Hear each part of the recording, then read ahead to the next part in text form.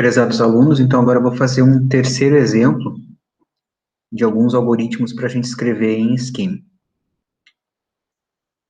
Então, primeiro, escrever uma função em Scheme para calcular o valor do imposto de renda a ser pago, de acordo com o salário.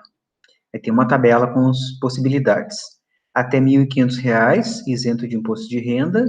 De 1.501 até 2.500, 15% de imposto. De 2.501 até 3.500, 20%, e acima de 3.500, 25% de imposto de renda. Então, eu vou na minha janela do Scheme, que eu abri uma nova janela, e vou criar uma função, então, para a gente calcular esse valor do imposto de renda. Deixa eu só procurar aqui as minhas anotações para eu não esquecer nada.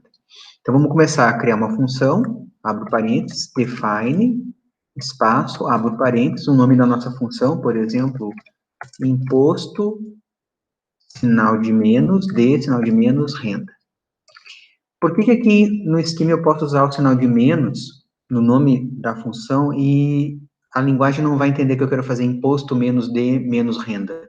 Porque para fazer menos eu teria que botar a operação primeiro, que é a notação polonesa, e depois colocar os valores.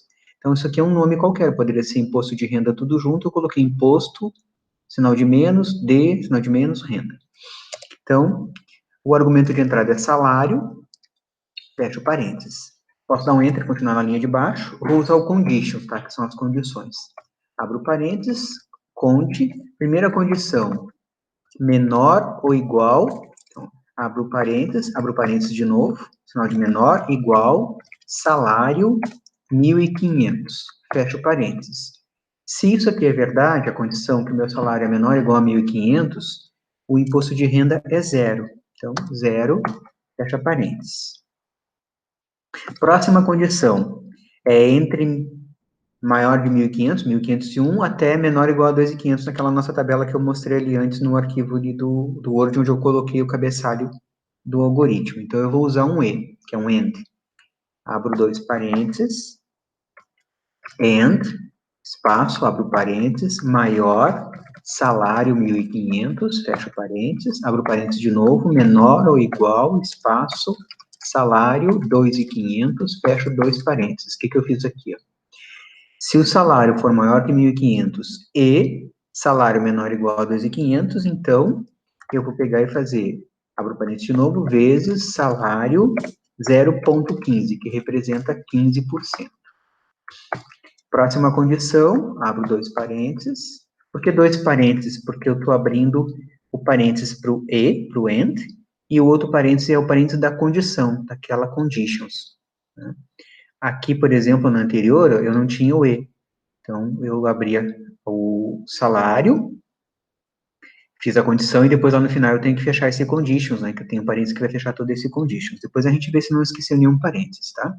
Então, agora, abro dois parênteses, and, espaço, maior, salário, 2.500, fecho parênteses, abro parênteses de novo, menor ou igual, salário, 3.500, fecho dois parênteses, que eu escrevi agora.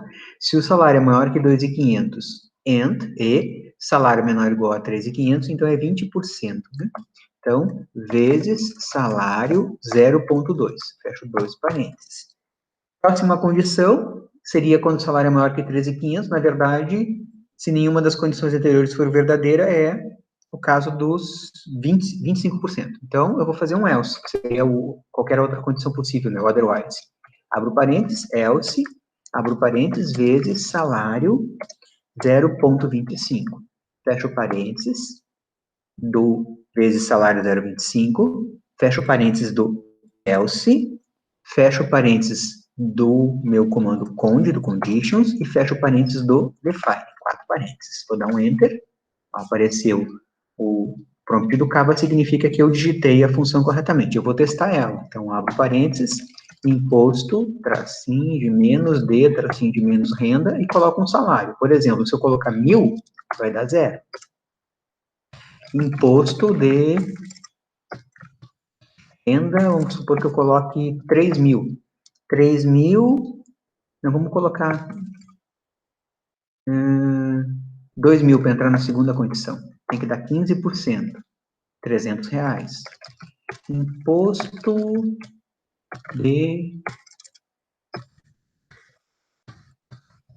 renda, se eu colocar, por exemplo, 3.000, entra na condição dos 20%, R$600. E se eu colocar mais de 3.500, tá? 5.000, por exemplo, entra na condição de 0,25, tá? Próximo exemplo, uma função recursiva. O que é uma função recursiva? Quando ela chama ela mesma. Então, tem vários exemplos que a gente estuda em programação, fatorial, sequência de Fibonacci e outros, né? Aqui eu vou fazer da sequência de Fibonacci. Vamos lembrar um pouquinho da sequência de Fibonacci.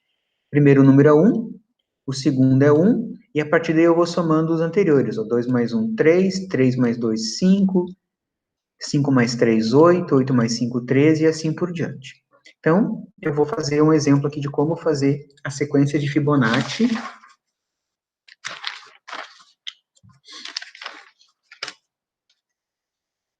Aqui no esquema. Abro parênteses, define, abro parênteses de novo, Fib, ou posso chamar de Fibonacci, como vocês quiserem, Fib, abro parênteses, recebe um N qualquer, fecho parênteses. O que seria esse N? Eu quero mostrar a sequência de Fibonacci até o quinto número. Aí eu coloco Fib 5. Quero mostrar até o 10º, Fib 10. Aí eu vou mostrar, então, todos eles. Vou dar um Enter para continuar na linha de baixo. O que eu sei? Os dois primeiros valores, a posição 0 e a posição 1 é o valor 1. Então, o primeiro valor e o segundo é 1. Eu vou fazer um conditions, abre parênteses, conditions, dois parênteses, for, espaço, abro parênteses, igual, espaço, n, espaço 0, fecho parênteses, abro parênteses de novo, igual, espaço, n, espaço 1, fecho dois parênteses, 1, fecho parênteses. O que eu escrevi aqui, ó? A minha primeira condição. Se o n for 0, ou se o n for 1, o valor da sequência de Fibonacci é 1. Então, para a posição 0 e para a posição 1, é 1. E o que eu tenho depois? Outra condição, else, abro parênteses, else, mais, espaço, abro parênteses, fib, espaço, abre parênteses, menos, espaço, n, espaço 1, fecho dois parênteses, abro parênteses, fib, espaço, abro parênteses, menos, espaço, n, 2, e fecho o parênteses do n-2, do fib, do mais, do else, do conde e do define. Vou testar. Fib, espaço 5. Abro parênteses, fib, espaço 5, fecho parênteses. Fib de 5 é 8. Posso dar uma olhada aqui no Word para ver se isso é mesmo, ó. 1, 2, 3, 4, 5. Na verdade, eu comecei no 0, né? Desculpa. 0, 1, 2, 3, 4, 5. A posição 5, ó, o quinto elemento da sequência de Fibonacci é o número 8. Eu quero, por exemplo, saber o 10º elemento. Fib, espaço 10. 89. Será que o 10º elemento é 89? Ó? 13 mais 8, eu vou somando. A 13 mais 8 dá 21. 21 mais 13, até chegar, então, no 10º. Lembrando que aqui eu comecei no elemento 0. Então, aqui nós temos a chamada função recursiva. Onde é que eu enxergo a recursividade? Quando dentro da função eu chamo ela mesma. Fib, passando n-1, e fib passando n-2. Então, por exemplo, eu pedi o fib de 5. Fib de 5 é igual ao quê? Ao fib de 4 mais o fib de 3. E aí volta aqui. Vai chamar com fib de 4 e fib de 3, que é chamada recursiva, né? Então, aqui vai chamar com fib de 4. O fib de 4 é quanto? É 4 menos 1, que é 3. Chama de novo. Fib de 3 é quanto? 3 menos 1, que é 2. Chama de novo. Fib de 2. 2 menos 1 é 1. Chama de novo. Fib de 1 é 1. Aqui, ó, isso tem que lembrar sempre na função recursiva. O importante é a condição de parada. Aqui a condição de parada é se o n for 0 ou n for 1, retorna 1, e aí desfaz a recursão, que na verdade é o quê? Eu vou empilhando as chamadas, e quando eu chego no valor que é uma condição de parada, eu vou desempilhando as chamadas. Se eu não fizer essa condição de parada, eu tenho um loop infinito. Então, esse aqui foi o nosso terceiro exemplo. Eu vou salvar esse vídeo para deixar à disposição para vocês e vou copiar aqui também o resultado para colocar no arquivo e colocar à disposição de vocês lá no Moodle.